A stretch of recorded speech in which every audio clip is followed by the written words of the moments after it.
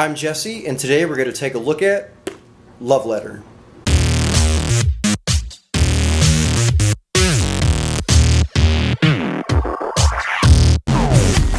This is Love Letter. Love Letter is a card game which features both a bit of luck as well as a bit of strategy. And while the name may turn you off, don't let it fool you because this game is actually a lot of fun. Now this is a 2 to 4 player game, and the games last anywhere from 10 to 20 minutes depending on the number of people that are actually playing and how well you know the rules and how fast you can actually get through a round. Now there's 3 different versions of this game that I'm aware of. There's the boxed version here, there is a drawstringed bag version, and there's also another version that features some Japanese artwork.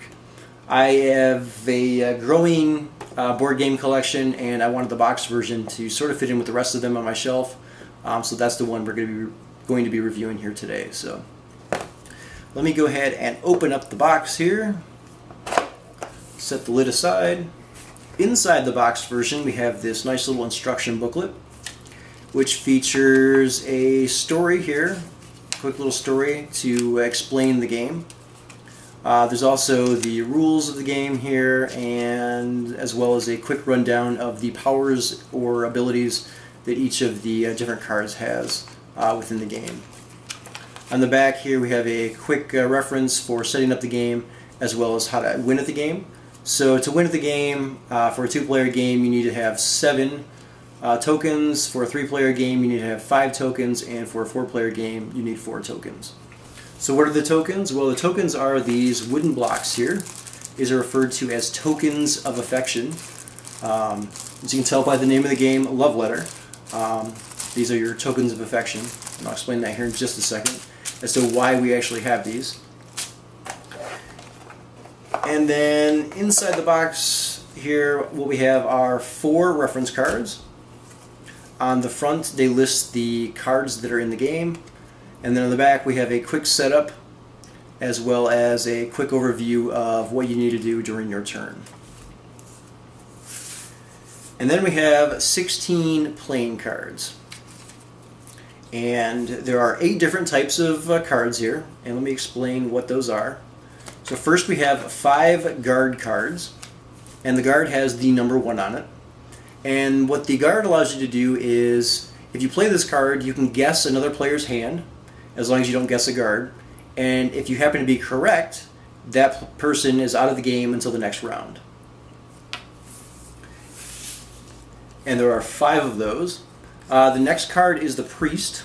There are 2 of those. Has the number 2 on it. And what the priest allows you to do is look at another player's hand. The next card is the Baron, and the Baron is the number 3 card. And what the Baron allows you to do is compare hands with another player in the game. And whoever has the lowest card is actually out of the game until the next round. The next set of cards here is the Handmaid, and there are also 2 of those. And what the Handmaid allows you to do is have protection until the next round. So if you play this during your turn, any other card that one of the other players plays has absolutely no effect on you. The next set of cards here is the Prince, and there are actually 2 of those as well, and this has the number 5 on it. And what the Prince allows you to do is discard your hand and redraw. Now it can either be your hand, or you can force another player to also discard their hand and redraw. Then we have the King, and there's only 1 of those, and the King card here has the number 6 on it. And what the King card allows you to do is trade hands with another player. Then we have the Countess card. There's only 1 of those, and the Countess has the number 7 on it. And if you have this card and you also have a King or a Prince, you must discard this card here. Now you can also discard this card at any time and try to throw people off track, and they'll assume, or maybe assume, that you have a King or a Prince. But if you have either one of those, you must discard this card. And then finally we have the Princess card, which has the number 8 on it. And the princess has absolutely no special ability, but if you discard this card or are forced to discard this card, you are essentially out of the game for that particular round. So, what's the general background and story of this game? Well, what you're trying to do is you're trying to court the princess, and you're trying to do that with your love letters. And as I showed you, each card on here has a number associated with it. The princess happened to have the number 8, for example. The prince has a 5, and the guard has a 1. So what you're trying to do is you're trying to get your love letter to the princess. And the higher the number that a card has, the more influence or the closer they are to the princess. So the prince having the number 5 is closer to the princess than the guard who has a number 1. So at the end of the round, whoever has a card with the highest number essentially wins that particular round, and then they get one of the tokens of affection here. So let me shuffle up the cards really quick and give you a quick overview of the gameplay. So I've got the cards here, shuffle them up real quick. Alright, so I'm just going to do a quick 2-player demo here. So I'm going to give a card to each of the 2 people, and then I'm going to set the remaining cards down here in front of me. Now for a 2-player game, the setup's just a little bit different in that you have to draw the top 3 cards and set them face up. In a 3- and 4-player game, you don't do this. You just take the top card and you set it aside. And you only use that card if you need to draw a card and there are no cards left in the pile. Otherwise, this card is never used in a 3- or 4-player game. So I've got my 3 cards here. Let me actually flip them around here so you can see them on the camera a little bit better. So player 1 has a 5 or a prince, and player 2 has, well, player 2 actually has the princess. So what you want to do is at the end of the game, or at the end of the round, excuse me, you want to have the highest numbered card. And again, if you have the highest numbered card at the end of the round, then you win a token of affection. So what do you do on your turn? Well, on your turn, you draw a card. So I'm going to do player 1 here, and player 1's going to go first. And now you have 2 cards in your hand. On your turn, you always have to discard a card. So at the end of the round, or excuse me, at the end of your turn, you always have 1 card in your hand. So I have a Baron, which allows me to compare hands, and the lower card is out. Or I have a Prince here, which allows one player to discard his or her hand. Well, I'm going to play the Prince here, not knowing that player 2 has the Princess, and I'm going to discard my hand. When you discard your cards, or play them, you place them face up so that the other player, or players, can see the cards that have been played. Now as player 1, I'm going to draw a new card, and my card is the Countess.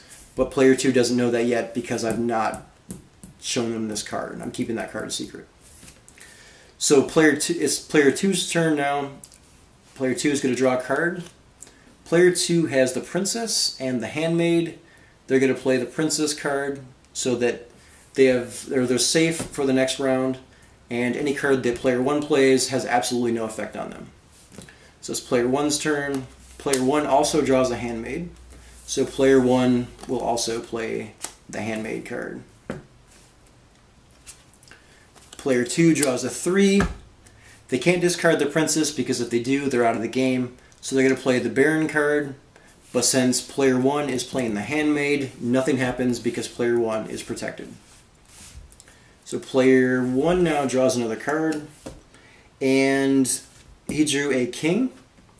And the Countess card, if you remember, says that if you draw, or if you have either a King or a Prince, you must discard the Countess card. So I'm going to discard the Countess card here. And player 2 can now probably guess that I have either a Prince or a King in my hand. It's now player 2's turn. They're going to draw a guard. So they're actually going to play the guard card, and they're going to guess a King. So since they guessed a King, player 1 has a King. Player 1 is now out of the game, and player 2 has won. So that's essentially the quick rundown here of the game. If player 2 had not guessed correctly, the game would have continued until there were no cards left in the pile here. And then at the end of the round, whoever had the highest card in their hand would essentially win the game. So like I said, it's a very quick and simple game. Again, there's only 16 cards, and there's only 8 different types of cards. So it's a very simple and quick and fun game. Now, what I really like about it is, one, it's a cheap game. You can get it for less than $10. I purchased it for $9 and some change on Amazon. Two, again, it's simple, it's quick, it's easy to pick up and play. There is some strategy involved, but there's also some luck. So that's kind of one of the downsides to the game, in that no matter how much you try to strategize, and you can do a lot of strategizing in this game, in the end, sometimes it really just comes down to luck. And that's kind of a turn off. But overall, really love this game. A lot of people classify this game as a filler. I think that really gives, or really doesn't do the game justice, because while it is only a $10 game and you can blow through a game in about 20 minutes or so, the game has a lot of depth to it and a lot of replayability. And you'll find yourself, if you do pick this game up, you'll find yourself replaying this game over and over and over again, just because it's so simple, it's so quick, and it's a lot of fun to play. So, yep, that is my review of AEG's Love Letter. Highly recommend picking it up. Again, don't discount the game based on the name, because I did originally, and I decided I'm going to give it a chance. Really glad I did, because it's now probably one of my favorite card games. So, again, Love Letter by AEG. Should be able to find it for less than $10 on Amazon. If you find it in a local game store for a bit more, again, check out Amazon, because I got it for less than $10 shipped. So, till next time, this is Jesse saying, go write the princess a love letter, man. Do it!